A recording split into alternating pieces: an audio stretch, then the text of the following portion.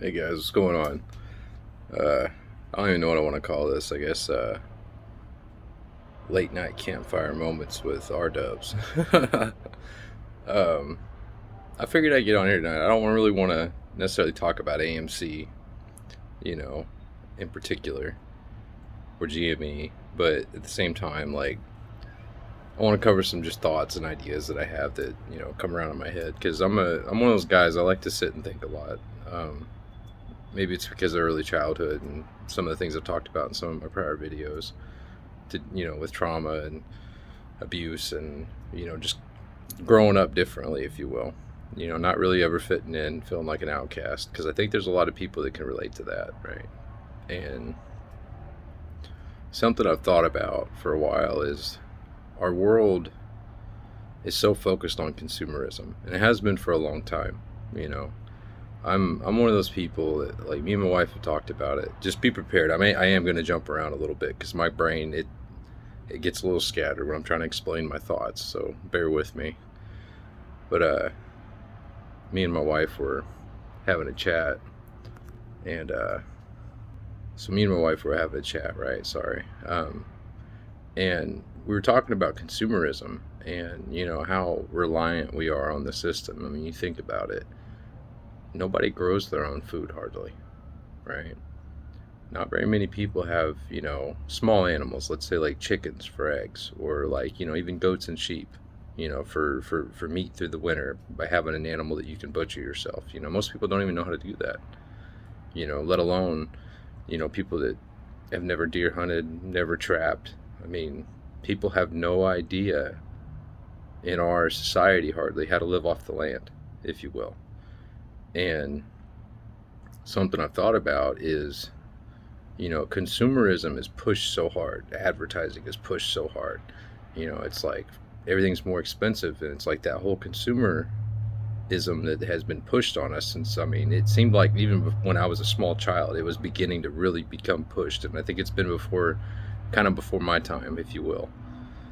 And that's what kind of links us, this generation, if you will, with the earlier generation, like the guys that are older, 50s, 60s. And I think if people begin to realize that, if we can get away from that, not only does that save everybody money being able to, provide for yourself. And I understand not everybody has the means to do it right now, and I get that, but if society was to work towards that independence and having their own, if you will, being able to provide the basics for themselves without having to always go to the store to buy things, right? That would break down the consumerism. It would help pull away from it so that more of us are saving more money. You think about it, like if we had communities that had that kind of independency, if you will, it's like you'd be able to trade with your neighbor. If you needed, say your neighbor had, I don't know, milk, and it's like, and you had eggs, but they didn't have eggs. It's like, instead of us going to the store to buy something, we could simply just trade it in the community so that everybody was taken care of. But I feel like we're pushed so hard with this consumerism and this idea of complete individualism, where it's like, nobody thinks about the next person. Nobody thinks about the other man or the other woman. It's like we have this complete selfish existence, if you will. And it's strange to me because in my mind, it's like we could have really not gone down this path as a society. It's like we could have been more helpful to each other.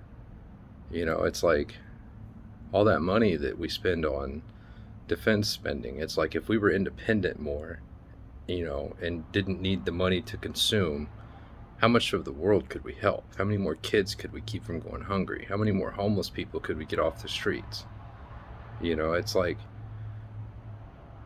people tell us, like when I was going through the Marines, it's like, the Marines would tell us, you're only as strong as your weakest link, and it's like the idea of, you always bringing up the man behind you or the man in front of you, pushing their pack up the hill, it's the idea of us utilizing each other's individuality and strengths, to help each other in this life. And I just feel like there's so much hate and so much negativity in this world, and it's caused by this whole consumerism, way of life. And me and my wife was having a chat about these things, and one of the things we talked about is like holidays, for instance. I'm not a big fan of holidays. I never really was, because I don't really get the idea of it, because it's like Christmas, for instance.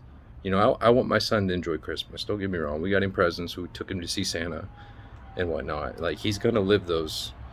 Like, you get what every kid gets to experience. Like, we all hopefully get to experience that, and I want him to experience it. But as he gets older and becomes self-aware and cognitive of what the world is and why he's here, if you will, and what his goal is in life, and the path he wants to travel, it's like I really hope that the next generation, and that we can fix this, that after everything happens, because we know the corruption runs deep, and we know that, I mean, the trillions of dollars and everything going on, it's like I believe the MOAS is inevitable. I do believe that, and I do believe that there is going to be a transfer of wealth. And what I want people to really think about and realize, especially you apes that are even smaller holders, and even the larger holders, the guys that are the whales, like, you guys have no idea if this goes, like, not if, but when this goes through and we get what we need, the amount of power with that wealth that we're going to have. We could completely change society in a few short years. Think about it. You really need to think deep. Think big. Think next generation big. Future generations big.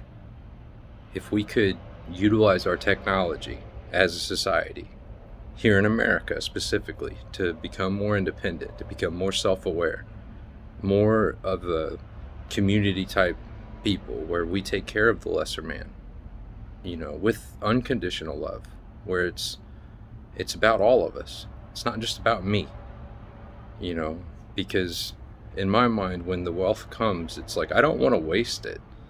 It's like, we could all go, spend it on hookers and blow and, all the partying, all the things you could do. Sure. And sure, I'm sure it's fun, but in my mind, it's fleeting. It leaves nothing behind for the next people, and it's like, I think that's what this life should be more about, is people taking care of each other. And I just really want to push that narrative for you guys to just think about it, and realize the potential that we have to completely change society, and I think that's very important and something we truly need to think heavy about, One of the other things I wanted to cover tonight was, give me a second, guys. Sometimes the medicine I'm on makes my brain kind of fade. Okay, so the next thing I want to cover tonight is the rally that's coming. So the reason why I think that's a good idea, okay, it's not just to bring awareness to the movement and to show the SEC, on a weekend that, like, we're not leaving, right? It's a good thing. But the idea of building camaraderie between other shareholders, people that you don't know, to be able to look them in the eye and know that they are holding, just like you, with diamond hands. Like, we don't even need to discuss how many shares people are holding.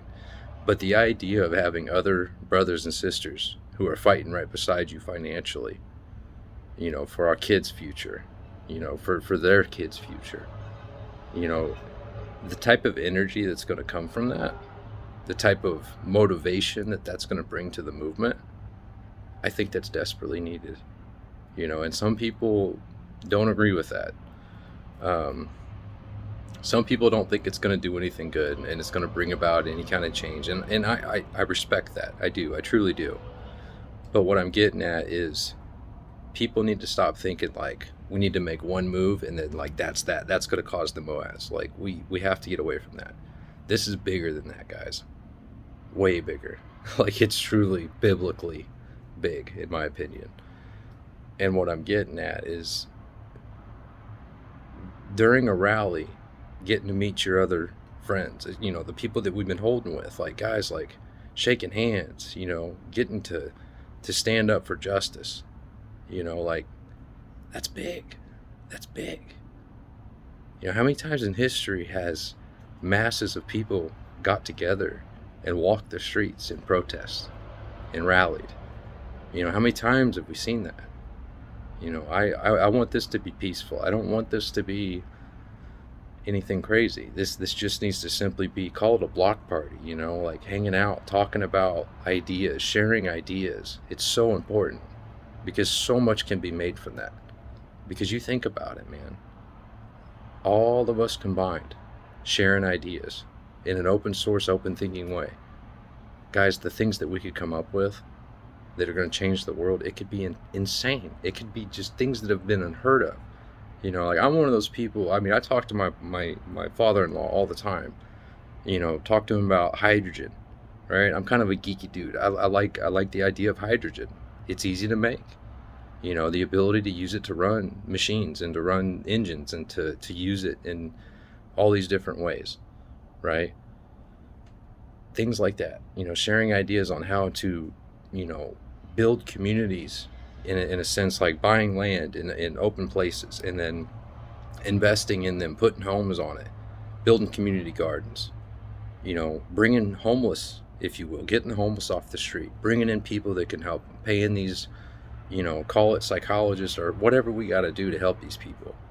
We need to think big, because if we can clean this nation from the bottom up, guys, we could be a beacon for the whole world again.